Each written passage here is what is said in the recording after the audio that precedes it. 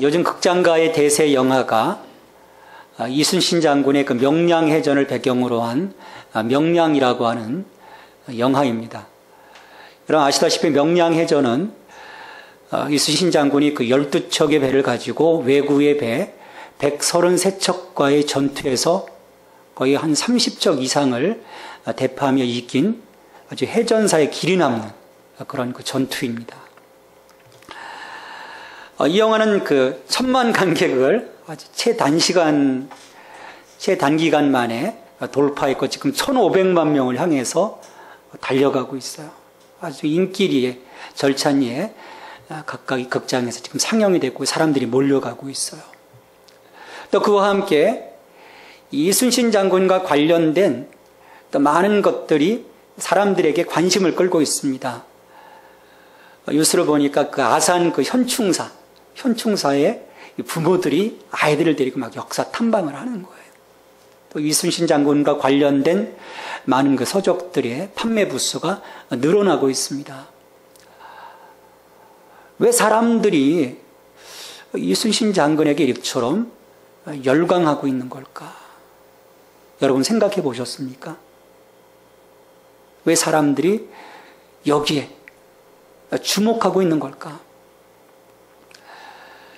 요즘 우리의 세태와 맞물려서 우리들의 그 마음속에 지도자에 대한 그 갈망이 있기 때문이 아닌가 생각을 해봅니다.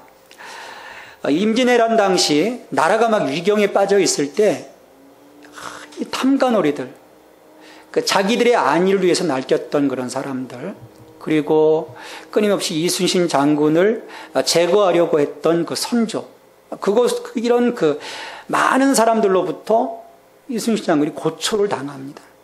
그럼에도 불구하고 백의종군을 하고 어떤 그 나라가 위태한 지경에 이르렀을 때 그 부름에 자기의 목숨을 아끼지 않고 또 나서는 그런 이순신 장군의 어떤 지도자로서의 그 모습을 사람들이 보기 때문이라 저는 생각을 합니다. 영화의 한 장면에서 보면 그런 장면이 나와요. 아들이 좀 불만이 있습니다. 12척을 가지고 수백 척의 배와 싸운다고 하는 것은 불가능한 거예요. 그런 싸움을 하려고 하는 아버지에 대한 불만을 갖고 아들이 장군을 찾아왔을 때 장군이 그런 이야기를 합니다. 충은 임금을 향한 것이 아니다.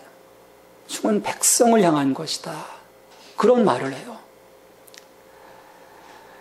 위기의 끝에서 백성을 위해 자신의 목숨까지도 내어놓을 수 있는 그런 지도자가 오늘 없기 때문에 이순신 장군 같은 지도자를 갈망하면서 사람들이 영화를 보기도 하고 현충사를 쫓아가기도 하고 또 그의 책을 보면서 그런 지도자가 이곳에 일어날 수 있기를 아마 소망하고 있을 것입니다. 지금 주변을 보면 감동을 주는 지도자들이 없어요. 또 그렇다고 해서 어떤 그 영향력을 주는 지도자도 실은 없습니다. 이 며칠 사이 이 교황이 방문하면서 사람들이 또 교황을 보게 돼요. 왜 사람들이 교황에게 열광합니까? 가톨릭의 수장이라고 해서 열광할까요? 여러분 그렇지 않습니다. 그의 그 삶을 통해서 드러나는 영향력 때문이죠. 우리 주변을 보면 오늘 우리의 그 어떤 사회를 보면 어떤 그 선한 영향력이 이 땅을 지배하기보단 악한 영향력이 더 커 보여요. 그런 말들이 막 떠오르지 않습니까? 관피야, 또 정피야, 이 독점 재벌들.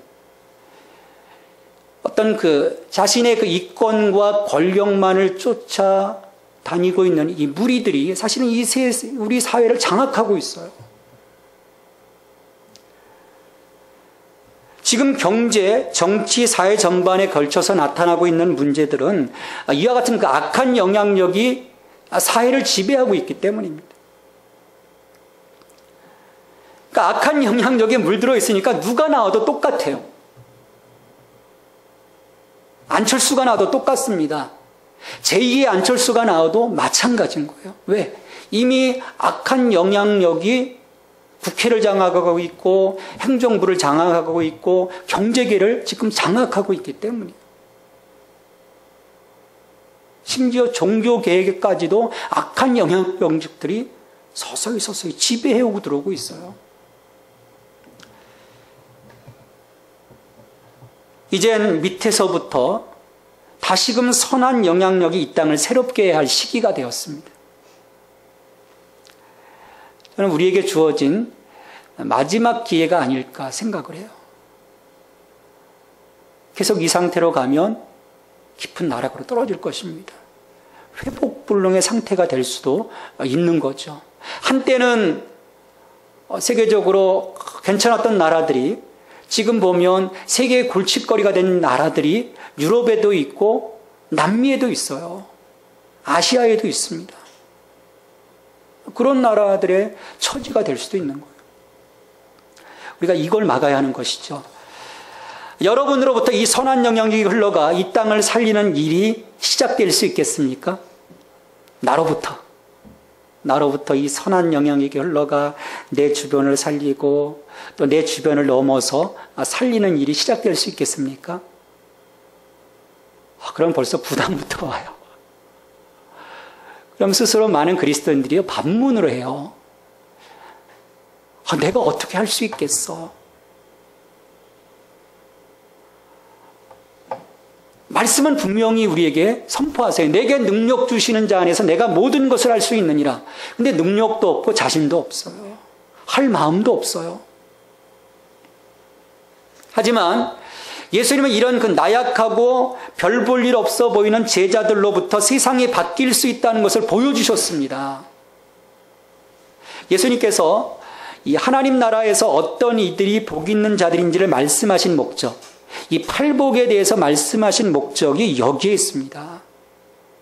이 세상의 반대편에서 하나님 나라의 가치를 갖고 살아가는 이들이 지금 세상에서 구별된 그리스도의 제자로서 선한 영향력을 갖고 어떻게 살아가야 할지를 말씀하신 것이 팔복인 거예요. 그냥 동떨어진, 그냥 가상의 그런 복이 아니라는 것입니다. 이게 우리의 실제의 삶 속에서 녹아져 들기를 주님은 원하시는 거예요.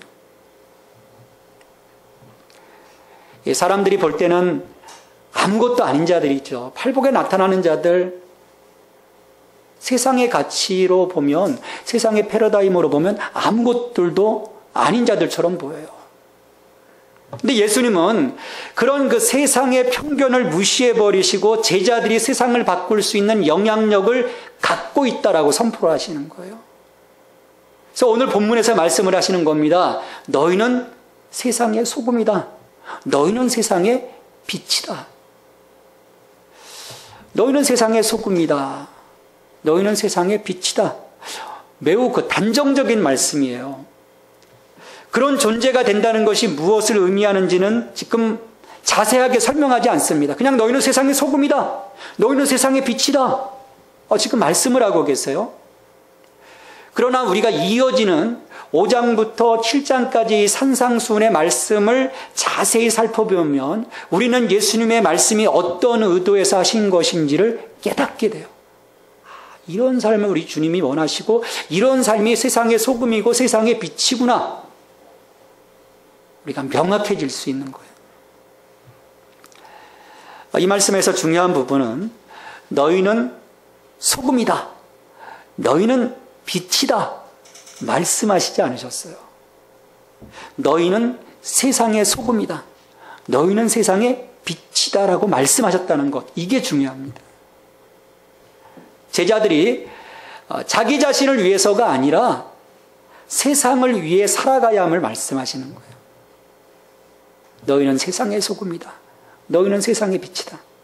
그러니까 우리끼리만의 어떤 울타리를 치고 우리만 거룩하게 살면 돼. 그것이 아니라 이 삶을 가지고 세상으로 가라는 거예요. 그래서 주님이 마지막 명령이 뭡니까? 가라는 거예요. 앉아있으라는 것이 아니라 가라. 예루살렘과 온 유대야와 사마리아와 땅끝까지 이르러 내 증인이 되라. 들어가서 그곳에서 빛과 소금으로 살라는 말씀이죠.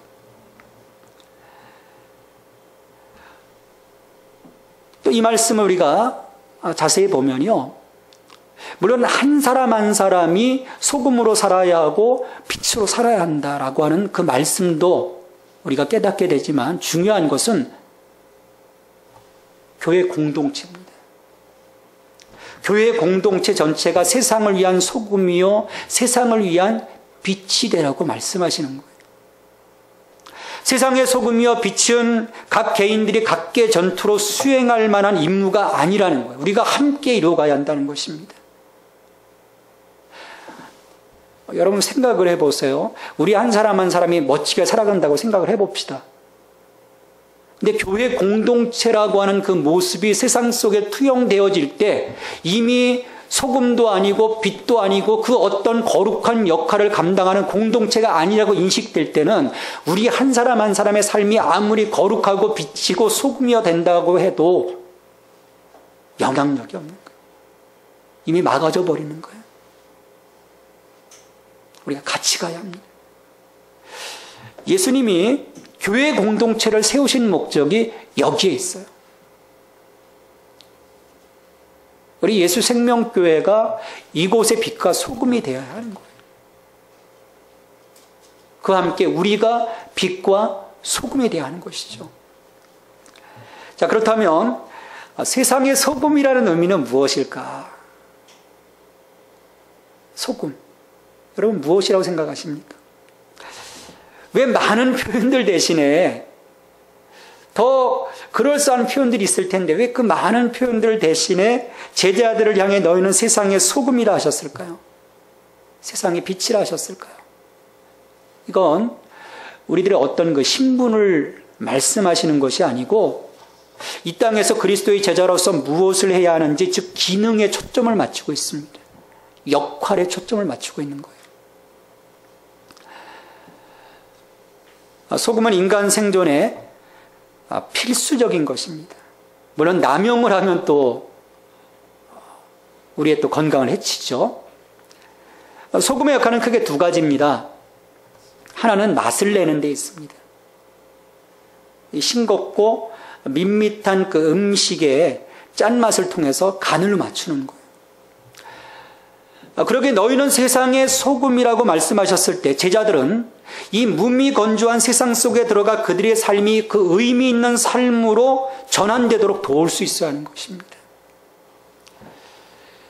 왜 사람들이 어떤 그 쾌락을 쫓아갈까요? 육체의 정욕을 쫓아가고 안목의 정욕을 쫓아가고 이생의 자랑을 왜 쫓아갈까요? 무미건조하니까 그런 거예요. 뭔가 좀 좋은 거 없을까? 뭔가 좀 즐거운 거 없을까? 그런 그 무미건조한 세상 속에 우리가 들어가서 예수라고 하는 거룩한 맛을 통해서 사람들을 변화시켜야 하는 것입니다. 여러분 지금 사람들의 그 무미한 건조한 그 삶에 들어가서 그들의 삶의 거룩함과 풍미를 더할 수 있는 거룩한 소금입니까? 여러분이 그 어느 한 곳에 들어가면 그곳에서 여러분들 때문에, 여러분이 갖고 있는 그 예수 때문에 사람들에게 이처럼 거룩한 맛과 풍미를 줄 수 있습니까? 이를 위해 우리는 세상과는 다른 구별된 거룩한 삶을 살고 있어야 합니다. 단지 그 도덕적인 삶이 아니에요. 여러분 도덕적으로 법 없이 살만한 사람들이 이 세상에 참 많습니다. 자기가 뭔가 열심히 기부하는 사람들, 매주일마다 어려운 데 나가서 봉사하는 사람들, 법 없어도 살만한 사람들 참 많아요. 그런 그 도덕적인 삶이 아니라 예수님을 모신 작은 예수로 우리가 살아가고 있느냐는 것입니다. 내 안에 예수가 있는가?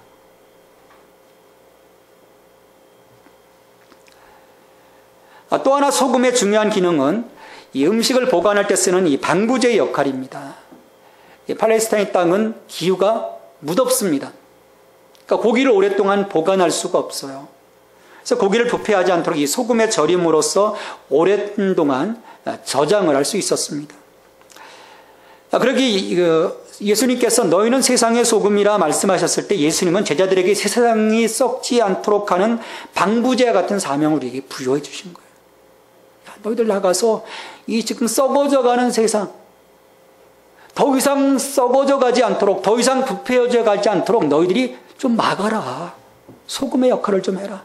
좀 그 곳곳에 좀 뿌려줘서 저들이 썩어가는 것을 저지하라는 것이죠. 그래서 우리가 이 교회 공동체와 이 성도들이 소금으로서 본분에 충실할 때 세상의 부패를 가로막을 수 있습니다.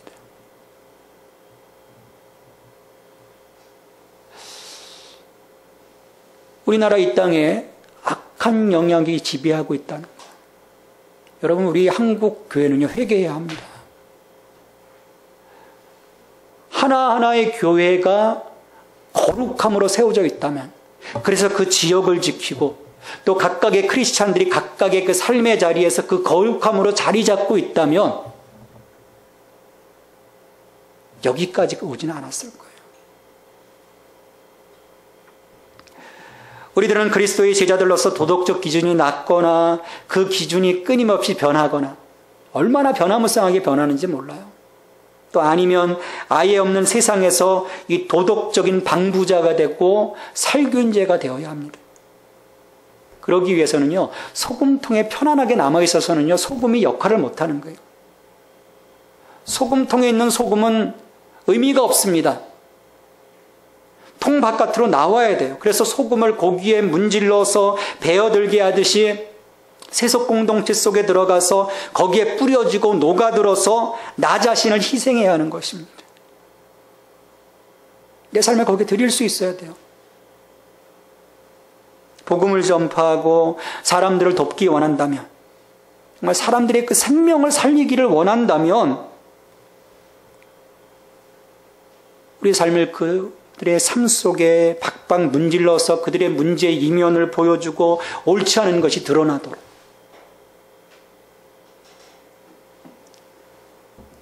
여러분, 우리는 세상의 설탕이 아니에요. 세상을 달달하게 하라고 우리를 세상 가운데 파송해 주신 게 아니에요. 기분 좋게 하라고 하는 존재가 아닙니다. 우리는 소금입니다. 소금은 쓰리게 합니다. 하지만 그것을 통해서 썩지 않게 할 수 있어요. 과연 내가 소금으로 살아가고 있는가?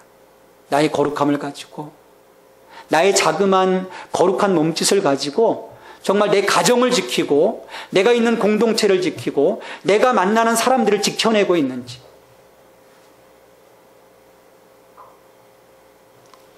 우리가 생각을 해봐야 합니다. 또 이렇게 생활 속에서 이 소금의 쓰임새와 함께 이 팔레스타인에서는 이 소금을 계약 체결의 증거물로 사용을 합니다. 그것은 뭐냐면 이 소금의 어떤 그 견실함, 또 영구함의 상징으로 소금이 쓰였기 때문이에요. 그래서 레위기 그 소제를 드릴 때도 꼭 그 소금 언약, 그 언약의 소금을 그 소제물에 치도록 하나님께서 명을 하셨습니다. 레위기 2장 13절에 보면 내 모든 소제물에 소금을 치라. 내 하나님의 언약의 소금을 내 소제에 빼지 못할지니 내 모든 예물에 소금을 드릴지니라. 그러니까 소금의 짠맛이 변하지 않는 것처럼 하나님과 우리 사이의 언약도 변함없다는 것을 가르치시고 확인시키기 위해서 소금을 치라 하신 거예요. 여러분, 우리는 하나님의 언약 백성임을 잊지 말아야 합니다. 언제나 하나님을 향해서 변치 않는 마음을 우리가 드릴 수 있어야 돼요. 그래야 세상을 향해 언약 백성으로 나아가 하나님을 알지 못하는 사람들을 하나님께로 인도할 수 있는 거예요. 내가 하나님께 충성해야 합니다. 내가 하나님께 충성하지 못하는데 내가 하나님 앞에 변화무쌍한 삶을 살아가는데 어떻게 사람들을 생명 가운데 이끌어갈 수 있겠습니까?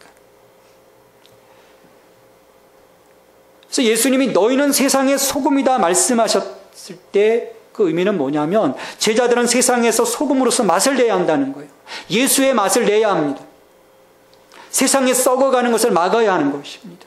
예수님의 그 거룩함으로 막아내야 하는 거예요. 그리고 하나님 앞에서 언약 백성으로 충성된 삶을 살아가야 합니다. 그 삶을 위해서 우리는 세상이 우리의 이 영적인 효용성을 희석시키지 못하도록 막아야 합니다. 세상이 가만히 있겠습니까? 우리를 희석시키고자 하죠. 우리가 구별되지 못하고 주변의 그 세속적 세계에 동화되어 자신의 소명을 잃어버린다면 어떻게 되겠습니까? 쓸모없는 존재로 전락되고 마는 것입니다. 이 소금의 그 효력은 조건적입니다.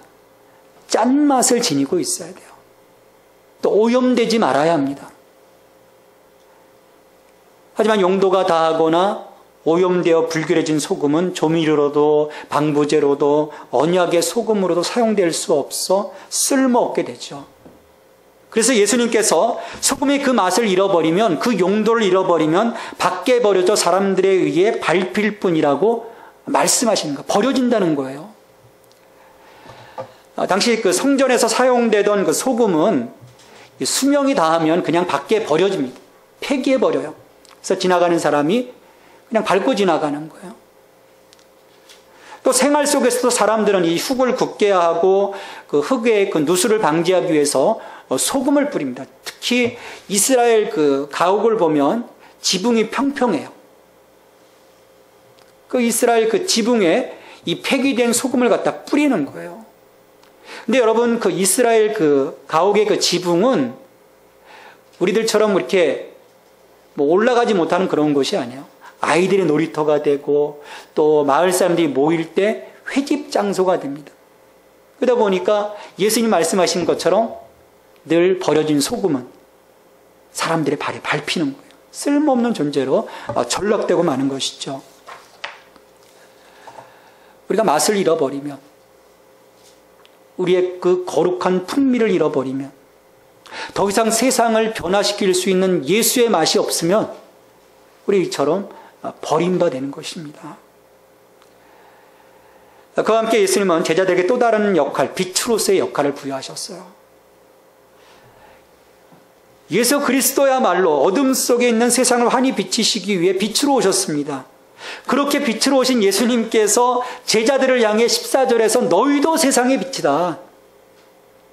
예수님도 빛이시지만 너희도 세상의 빛이라는 거예요.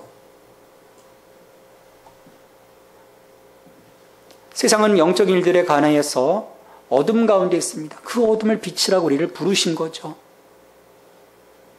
근데 어떤 의미에서 우리들이 세상의 빛이라고 주님이 말씀하셨을까? 정말 우리가 빛이 될 수 있겠습니까? 내가 빛날 수 있겠습니까? 나 스스로? 달이 빛나는 것은요, 태양이 있기 때문에 빛나는 거예요. 우리가 빛을 비추려고 하면 외적인 빛의 원천이 필요합니다. 우리들이 세상의 빛이 될 수 있는 것은 우리들의 삶을 통해 빛이신 예수 그리스도를 드러낼 때 가능한 거예요. 그러니까 우리는 분명 빛이 아닙니다. 그럼에도 불구하고 우리로 하여금 너희는 세상의 빛이라 말씀하셨는데 그 빛을 보여주는 창문임을 우리가 늘 기억해야 되는 거예요. 나를 통해서 예수 그리스도의 빛이 비춰지는 거예요. 나 스스로 빛날 수 있다는 것이 결코 아닙니다. 세상은 빛이 없는 어두운 곳입니다. 이 어두운 세상을 향해서 지금 빛이신 예수님, 그 예수님을 우리들의 그 삶을 통해서 드러내며 그 거룩함으로 세상의 어둠을 여러분들 밝히고 있습니까? 여러분이 가면 예수님 때문에 환하게 빛나게 됩니까? 사람들의 죄가 드러납니까? 사람들의 잘못됨이 드러납니까? 사람들의 부패함이 드러나고 있습니까?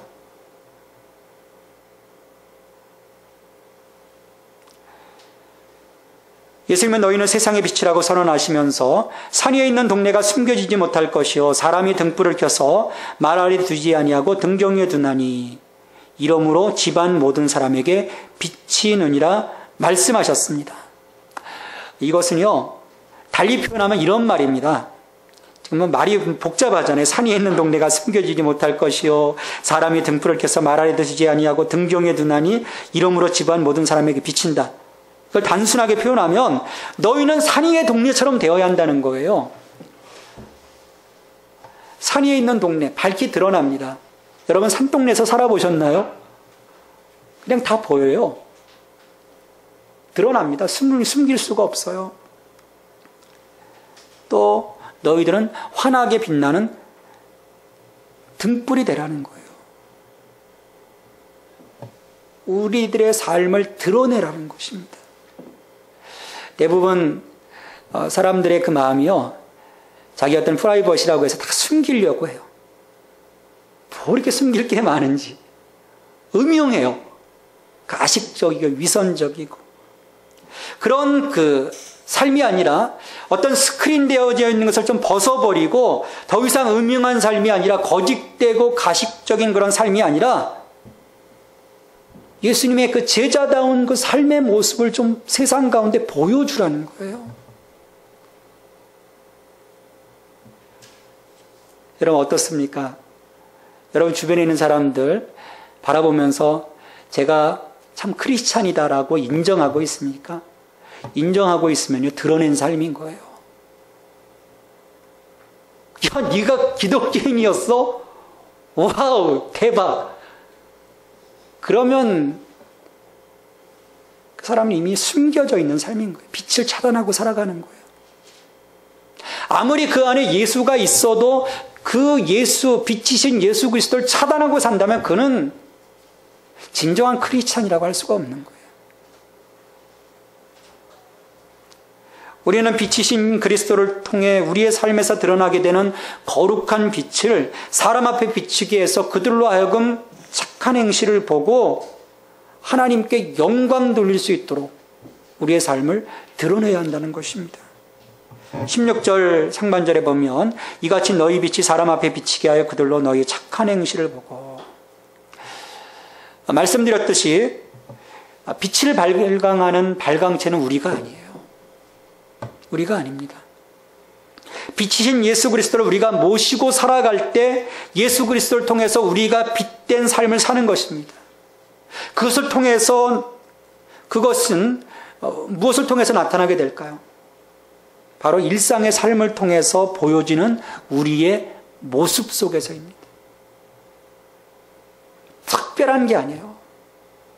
어떤 그 이벤트적인 것이 아니라 그냥 일상의 삶에서 그냥 자연스러움 속에서 빛이신 예수 그리스도가 드러나는 그 삶, 그것을 예수님은 원하시는 것이죠. 그러기에 오늘 우리가 어떤 모습으로 세상 사람들에게 보일지 우리 자신을 성령 안에서 정말 성찰해야 합니다. 그리고 구원받은 자로서의 그 삶의 온전한 경영을 우리가 이루어갈 수 있어야 돼요. 아무 생각 없이 살아가면요 드러날 수가 없습니다.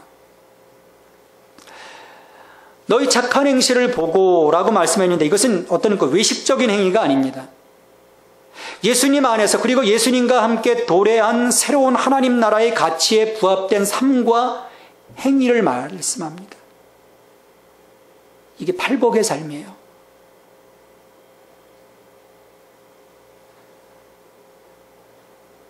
(1절로부터) 12절까지 예수님의 그 팔복을 말씀하신 이유가 여기에 있는 것입니다. 그 삶과 빛과 소금의 삶을 지금 연결시키고 계신 거예요. 빛과 소금의 삶은 하나의 기능적인 부분이고 이 기능적인 부분을 채워줄 수 있는 콘텐츠가 팔복이라는 거예요.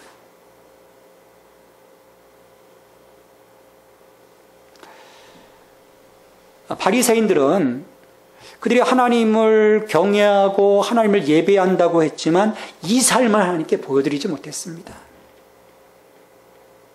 겉으로 드러나는 하나님을 향한 그 마음들은 그들이 하나님께 올려드렸다고 했지만 생활 속에서 드러나는 하나님이 정말 기뻐하시는 그 제물로서 산 제물로서의 삶을 그들은 하나님께 드리지 못했던 거예요.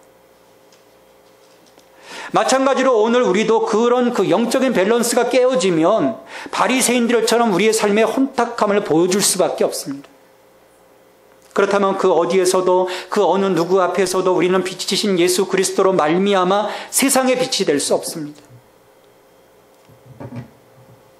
외식하는 자가 될 뿐이죠. 왜냐하면 스스로 우리를 통해 드러나야 할 빛을 차단해버렸기 때문이에요. 우리는 사람들에게 진리이신 예수 그리스도를 증거하지 못함으로써, 또 다른 이들의 영적인 필요를 무시함으로써, 또 우리 안에 죄가 그리스도를 위한 우리의 증거를 약화시키도록 허용시킴으로써, 또 부한해동하여 세상을 따라감으로써 우리는 빛을 차단하고 있는 것입니다.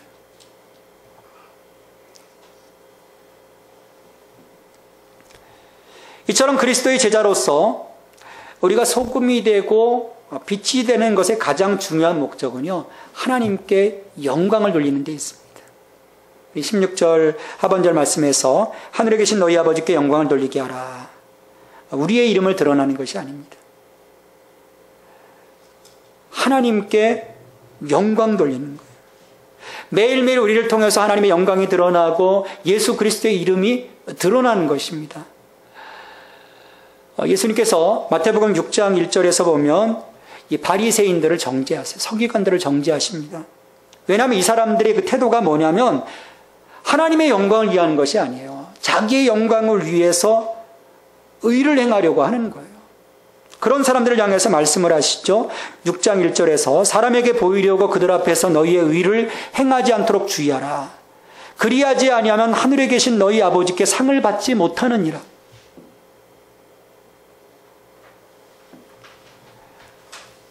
세상 사람들은 우리들을 주목하고 있습니다. 안 보는 것 같죠? 여러분 다 쳐다보고 있습니다. 곁눈질로 다 쳐다보고 있어요. 저것들이 어떻게 살아가나? 이 그리스도인들의 그 삶은 어떤 삶을 살아가느냐의 문제는 여러분 개인의 문제가 아닙니다. 내가 예수 믿기 이전의 삶은 개인의 문제예요.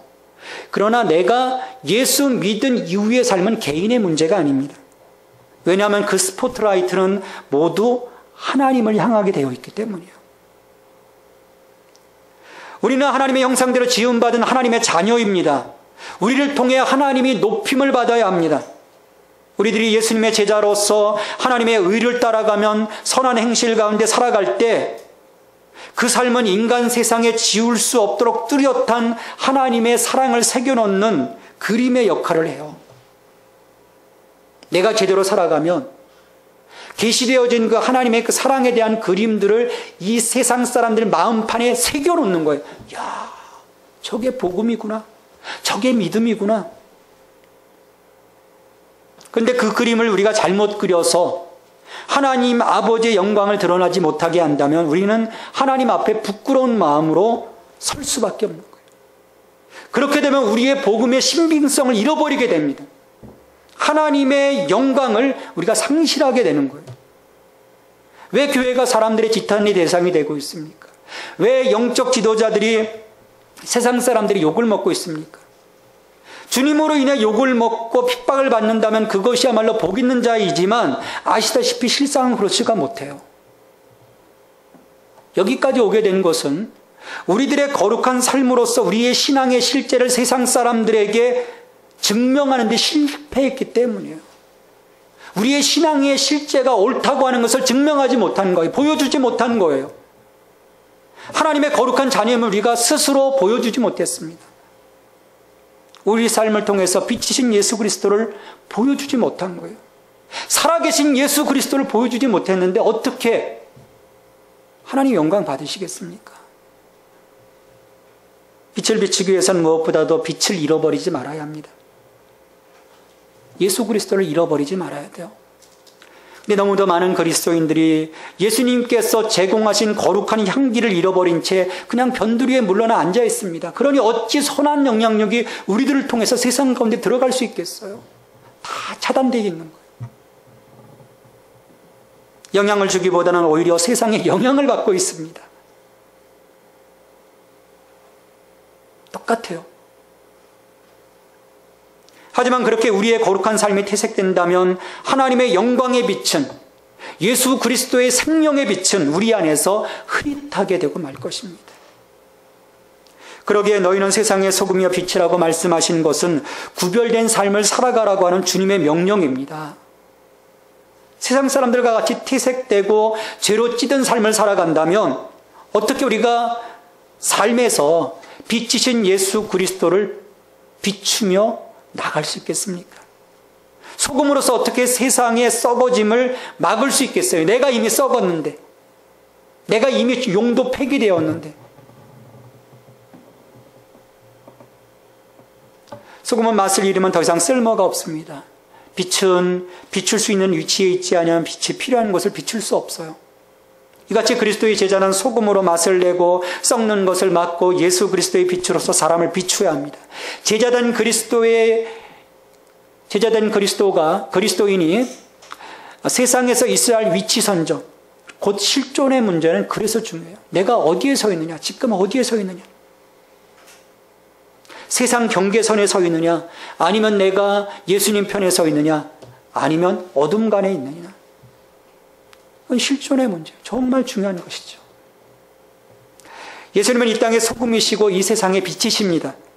온 세상이 볼 수 있도록 언덕 위에 세워진 그 십자가의 죽으심으로써 모든 사람을 위한 희망과 새 생명을 밝히는 등대가 되셨습니다. 그리고 아버지를 예배하도록 우리를 이끌어 주셨어요. 산제사가 무엇인지 보여주셨습니다. 율법과 예언의 가장 깊은 완성인 자기 희생의 사랑을 구현해 보셨고, 그리고 그 삶을 따라가도록 우리를 부르셨어요.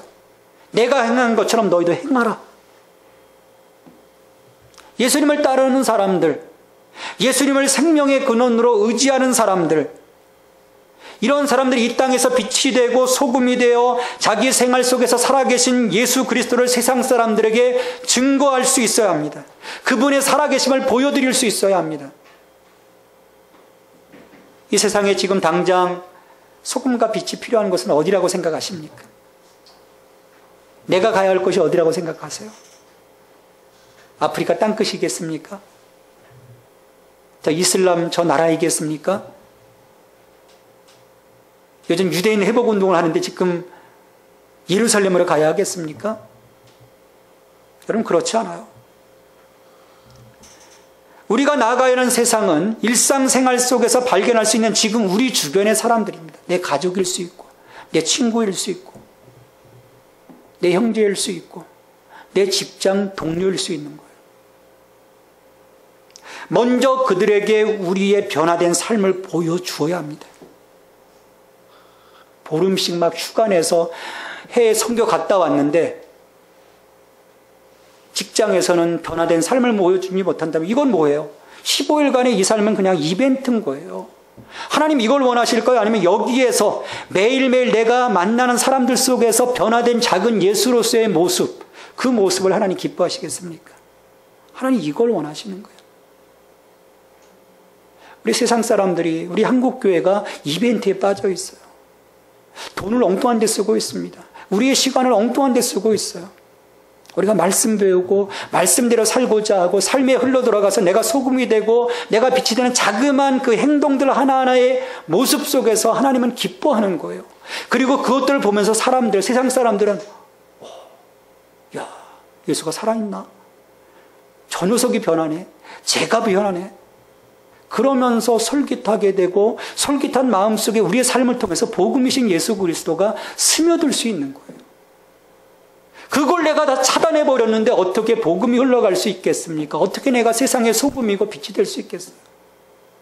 다 끝인 거죠.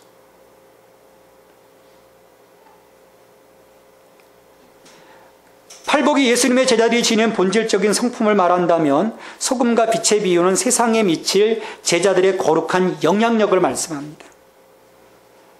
우리의 영향력은요, 우리의 성품 가운데 있어요.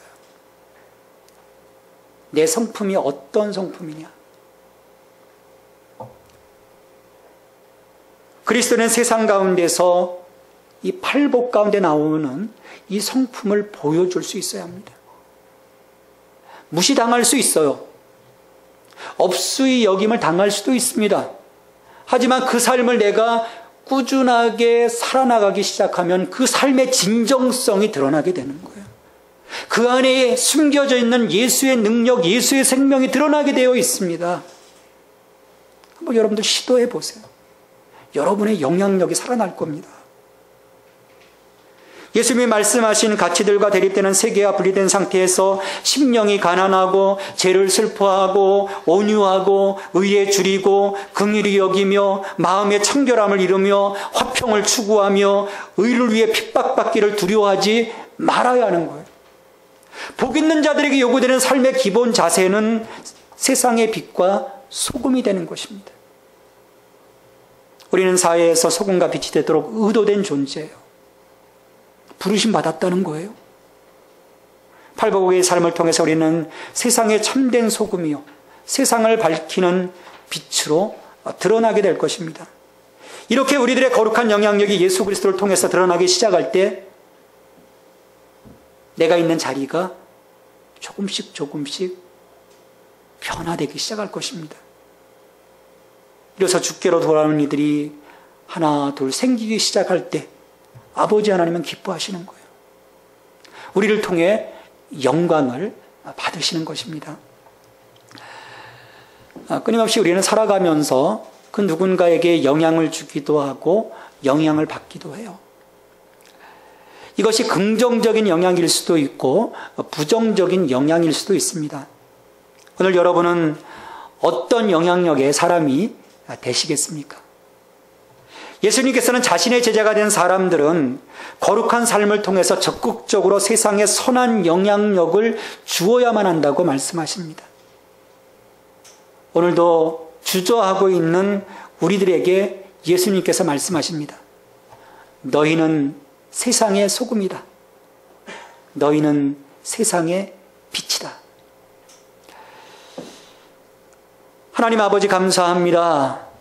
저희들을 택하여 주시고 저희들을 세상 가운데 소금이라고, 세상 가운데 빛이라고 세워주신 은혜에 감사를 드립니다. 하나님, 우리를 그처럼 불러주셨지만, 그런 거룩한 기능을 우리에게 주셨지만 과연 빛으로 살고 있습니까? 소금으로 살고 있습니까? 오늘 말씀을 통해서 저희들의 삶을 되새겨 봅니다. 주께서 저희들의 마음을 주장하사 주님, 우리 안에 잃어버린 빛을 되찾게 하여 주시고 우리 안에 거룩한 맛을 되찾게 하여 주시어서 주님 이 땅 가운데 나아가 세상을 살리는 축복의 통로, 생명의 통로가 될 수 있도록 저희들을 사용하여 주시옵소서. 더 이상 방관하지 않게 하여 주옵소서. 다른 세상 쳐다보지 않게 하여 주옵소서. 오직 믿음을 가지고 내 안에 계신 예수 그리스도의 능력 의지에서 주님 선한 영향력으로 생명들을 살릴 수 있는 저희들이 되게 하여 주옵소서. 예수 생명교회가 이곳의 빛과 소금이 되게 하여 주옵소서. 이곳에 속한 한 사람 한 사람이 빛과 소금이 되어 우리의 삶을 드러내게 하시고 아버지 하나님께 영광 돌리는 저희들이 될 수 있도록 주님 은혜를 주시옵소서. 우리 안에 그 같은 거룩한 결단이 이루어지게 하여 주옵소서. 예수 그리스도의 이름으로 기도하옵나이다. 아멘.